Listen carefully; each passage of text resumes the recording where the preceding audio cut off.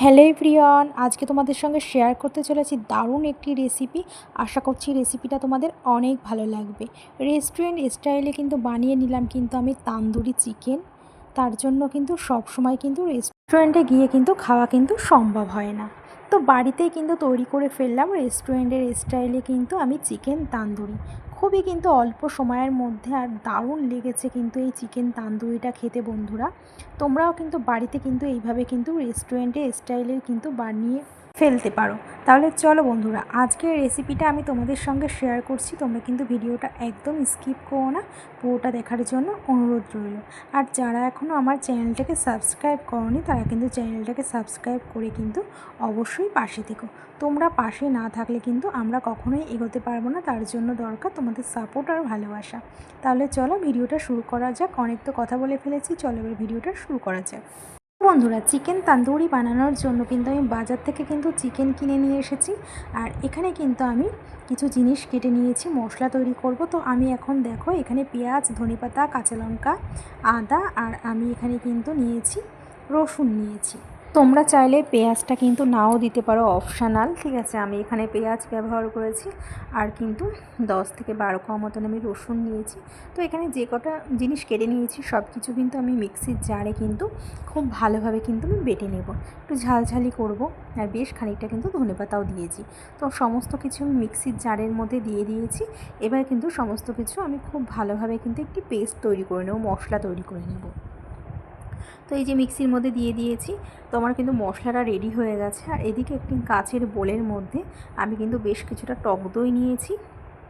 এবার টক দইয়ের মধ্যে কিন্তু আমি লেবুর রস দেব। এই যে লেবুর রসের সঙ্গে টক দইটাকে কিন্তু খুব ভালোভাবে কিন্তু মিশিয়ে নিতে হবে। আর এর মধ্যে আমি অ্যাড করব কিন্তু কালারের জন্য হলুদ, আর স্বাদের জন্য কিন্তু লবণ। আর আমি এখানে তান্দুরি চিকেন মশলা যেটা, সেটাই কিন্তু আমি এর মধ্যে অ্যাড করব 2 চামচ মতন। এই যে তান্দুরি মশলাটা দিলে কিন্তু দারুণ লাগে খেতে, ফ্লেভারটা খুব সুন্দর আসে। তো দেখো তান্দুরি মশলা আমি এখানে দিয়েছি। আর আমি এখানে ঝাল লঙ্কার গুঁড়ো দিয়েছি 2 চামচ মতন ঝাল লঙ্কার গুঁড়ো। এবার কিন্তু আমি এর মধ্যে অ্যাড করব একটু সর্ষের তেল। একটু সর্ষের তেল আমি এর মধ্যে দিয়ে আর দেবো এর মধ্যে কাসুরি মেথি, মানে কাসুরি মেথিটাকে কিন্তু হাতে কিন্তু ক্রাশ করে দেবো আমি। এবার আমি এর মধ্যে মশলাটিকে অ্যাড করব, যেটা আমি মিক্সিতে এইমাত্র বাটলাম, সেই মশলাটি আমি দিয়ে দেব। আর কাঁচা একটু সর্ষের তেল কিন্তু আমি এর উপর থেকে দিয়ে দেব। এবার মশলাটাকে কিন্তু খুব ভালোভাবে কিন্তু মিশিয়ে নিতে হবে। খুব ভালোভাবে কিন্তু মশলাটাকে কিন্তু মিশিয়ে নিতে হবে একে অপরের সঙ্গে।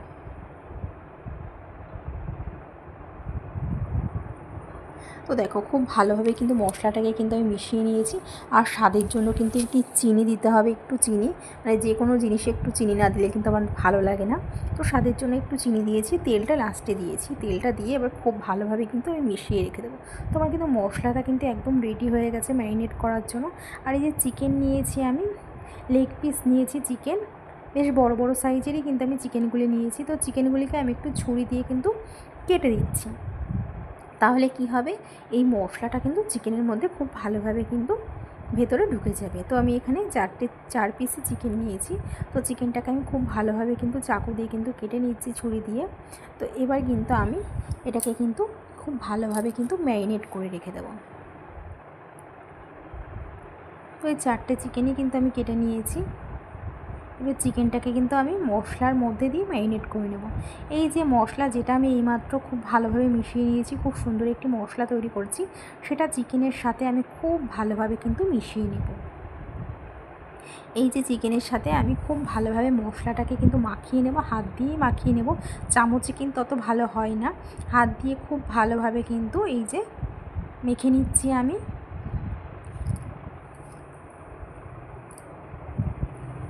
খুব ভালোভাবে চিকেনটাকে আমি মেখে নেব।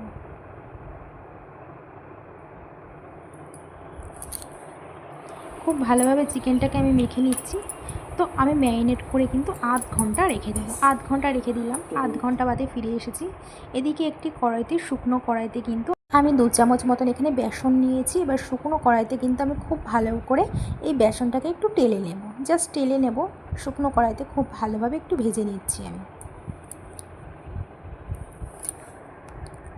তো তো দেখো শুকনো কড়াইতে কিন্তু খুব ভালোভাবে কিন্তু ভাজা হয়ে গেছে। এবার এই ভাজা আমি বেসনটাকে কিন্তু এই ম্যারিনেট করা চিকেনটার মধ্যে দিয়ে দেবো। তো আধ ঘন্টা আমি ম্যারিনেট করে ফ্রিজে রেখে দিয়েছিলাম।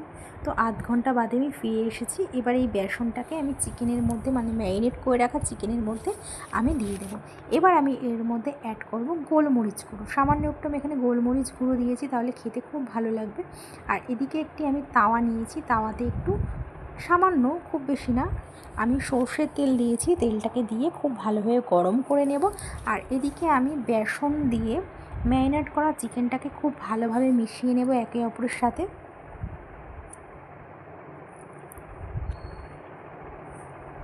তো দেখো খুব ভালোভাবে চিকেনটাকে কিন্তু আমি বেসনের সাথে কিন্তু মাখিয়ে নিচ্ছি।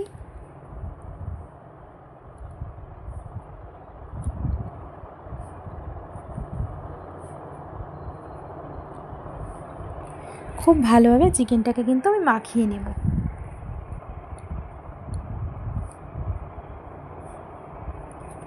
এই যে আমার মেখে নেওয়া হয়ে গেছে। আর এদিকে আমি একটি তাওয়া গরম করেছি বললাম, তাওয়া গরম করে আমি যে তেলটাকে ভালো করে চারিদিকে ছড়িয়ে দিচ্ছি খুন্তি দিয়ে। আর এই যে আমার ম্যারিনেট করে রাখা চিকেনটা খুব ভালোভাবে মশলাটাকে মাখানো হয়ে গেছে। এটা কিন্তু আমি আধ ঘন্টা আগে কিন্তু বন্ধুরা ফ্রিজে রেখে দিয়েছিলাম। এবার এটাকে কিন্তু আমি যে তাওয়াটাকে গরম করে তেলের উপরে কিন্তু আমি এক এক করে কিন্তু চিকেনটাকে কিন্তু ছেড়ে দেব। তেলের পরে আমি যে ছেড়ে দিচ্ছি, প্রথমে চিকেনটাকে একটু ভেজে নিতে হবে। এই যে আমি চিকেনটাকে এক এক করে তাওয়ার পরে দিয়ে দিয়েছি।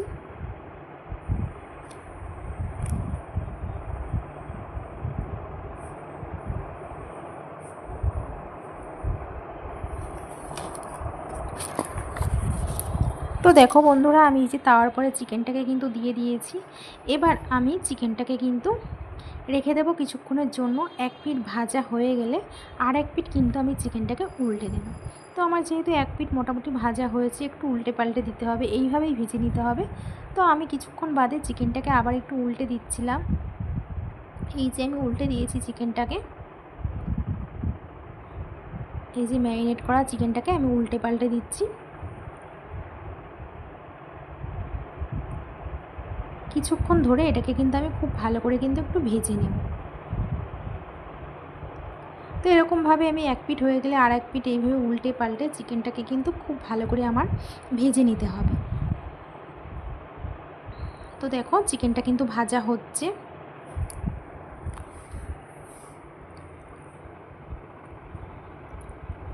গ্যাসেই কিন্তু তোমরা বাড়িতে খুব ভালোভাবে কিন্তু তান্দুরি চিকেন কিন্তু তৈরি করে নিতে পারবে।